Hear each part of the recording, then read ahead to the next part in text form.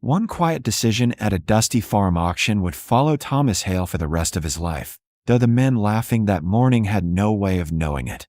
When he raised his hand and bought an aging John Deere tractor, they mocked him openly, calling it a foolish purchase and a waste of hard-earned money. But what Thomas would later discover hidden inside that machine was something none of them ever imagined, something he would keep to himself for more than 30 years.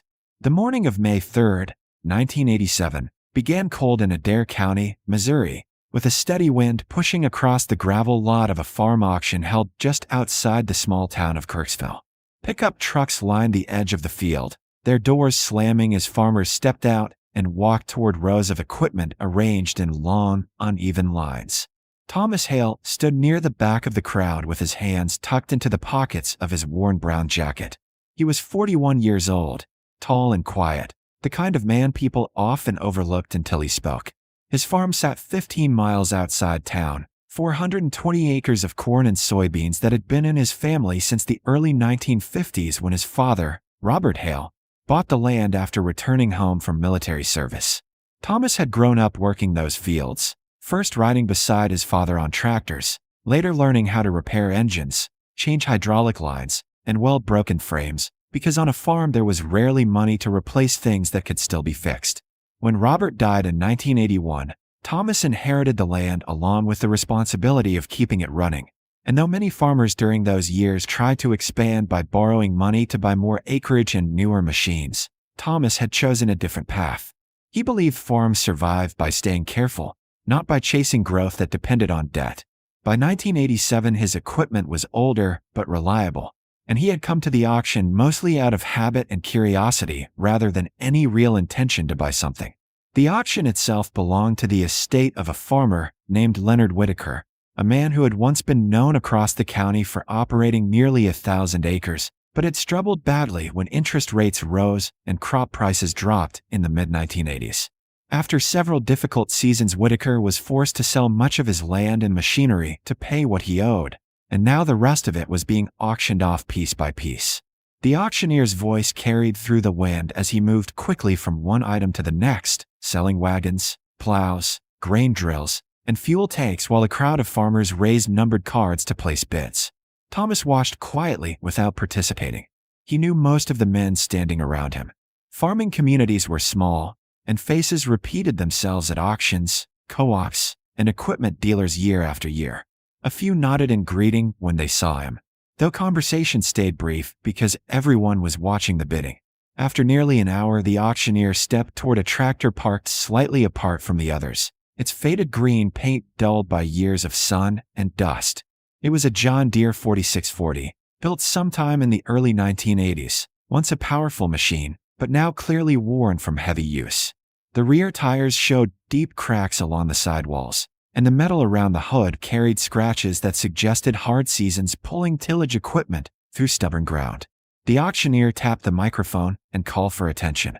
"All right, folks, here we go. John Deere 4640, selling just as you see it. Pull start me at 10,000. The wind pushed dust across the lot while the crowd remained silent. Several men looked at the tractor, then looked away. Everyone knew where it came from, and equipment from bankrupt farms often carried a reputation whether it deserved one or not. The auctioneer tried again. 10,098. Still nothing. Thomas watched from the back, studying the machine the same way he had learned to study equipment since he was young, noticing the alignment of the wheels, the condition of the exhaust pipe, the way the engine compartment seemed unusually clean compared to the rest of the tractor. The price continued falling. 7,000, 6,000. A few men chuckled quietly, shaking their heads as if the tractor had already been declared worthless. Thomas told himself he had no reason to buy it. His own tractors could finish the planting season just fine. Spending money on another machine, especially one with an uncertain history, made little practical sense. Yet something about the silence around that tractor lingered in his mind. The auctioneer lowered the price again. $5,000. Do I hear fi? Thomas raised his hand before he fully decided to do it. The motion was small but unmistakable. The auctioneer pointed immediately. 5,000 I've got. Anyone give me 55? No one moved. The crowd remained still for several long seconds before the auctioneer brought the gavel down against the podium. Sold. $5,000 to the gentleman in the back. Thomas walked forward through the crowd to settle the payment, feeling the curious eyes of other farmers following him as he wrote a check at the folding table where the clerk recorded purchases. When he turned to leave, he heard laughter behind him. 3 men stood near a fence watching the trailer where the tractor sat waiting to be hauled away. One of them, a farmer named Gary Bolton, leaned against the wooden rail and spoke loudly enough for several people nearby to hear. "Tom just bought Whitaker's junk," Gary said with a grin. Another man laughed. "That tractor will be scrap metal before fall." The words floated across the gravel lot as Thomas climbed into his truck. He didn't respond or look back. He simply started the engine and drove home toward the long gravel road that led to his farm, unaware that hidden within that worn tractor was something that would quietly prove every one of those voices wrong for decades to come. Early one quiet Sunday morning, a few weeks after the auction, Thomas Hale finally walked out to the machine shed to look closely at the John Deere 4640 he had bought, the same tractor several farmers had laughed about when he raised his hand to bid. Until that morning, he had left it alone, busy finishing spring field work with the equipment he already trusted. But curiosity had been building ever since the tractor was delivered and parked in the shed. The large metal doors creaked as he slid them open, letting pale morning light spill across the dusty concrete floor where the tractor sat. From a distance, it still looked rough, faded green paint, worn tires, scratches along the hood. But when Thomas climbed up and opened the engine panel, he noticed something unexpected.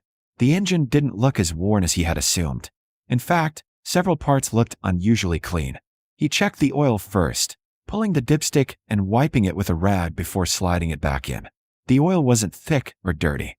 He moved on to the hydraulic fluid and fuel filters, both appearing newer than they should have been for a tractor that supposedly had been pushed to the limit. Curious, Thomas climbed into the cab and turned the key. The diesel engine fired almost instantly, settling into a smooth, steady rumble that echoed softly through the shed. Thomas listened carefully, standing beside the tractor as it idled. There was no knocking, no rough vibration, none of the warning sounds older machines often made. After a few minutes, he shut the engine off and stood quietly beside it, thinking. Something about the tractor didn't match the reputation it carried from the auction yard. Over the next couple evenings, once the day's work was done, Thomas returned to the shed and began inspecting the machine more carefully. He removed covers, checked hoses, examined the turbocharger housing, and looked over the injectors and belts. The deeper he looked, the more puzzled he became. Several major components looked far newer than the rest of the tractor. It was as if someone had invested serious money into the engine not long before selling it. Late on the second evening, while checking the area behind the battery box, Thomas noticed a small paper envelope wedged tightly against the metal frame. It was dark with grease and nearly hidden from view. He pulled it loose and opened it beneath the single overhead light in the shed. Inside were folded repair receipts. Thomas sat down on a nearby bucket and began reading through them one by one. They were all from a John Deere dealership in Columbia, dated roughly 2 years before the auction. The list of work was extensive. A rebuilt cylinder head, new pistons, main bearings replaced, a turbocharger installed, injectors serviced, and the fuel system rebuilt. When he reached the final receipt, the total printed at the bottom made him pause. More than $15,000. Thomas leaned back slightly, staring at the tractor across from him. The truth slowly became clear. The previous owner, Leonard Whitaker, hadn't neglected the machine at all. He had tried to save it. At some point before losing his farm, Whitaker had invested heavily into rebuilding the engine, probably believing the tractor would help keep his operation running long enough to recover financially. But whatever hope he had must have come too late. The bank took the farm anyway, and the tractor, freshly rebuilt but misunderstood, ended up at an auction where no one wanted to risk buying it.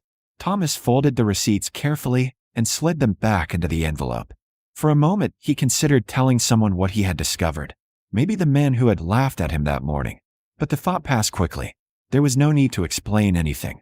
If the tractor was as solid as the receipts suggested, time would prove it on its own. He returned the envelope to its hiding place behind the battery housing, closed the engine panel, and switched off the shed lights before walking back toward the farmhouse. In a few days, planting would begin again, and when it did, Thomas Hale planned to put that tractor straight to work. The men who mocked his purchase still believed he had bought a piece of junk, and for now, he was perfectly content to let them keep believing it. For the next several years, Thomas Hale used the John Deere 4640 almost every day and quietly, without anyone paying much attention. The tractor began proving something the men at that auction had never expected. The first real test came during planting that spring when heavy rains turned many fields across Adair County into thick mud.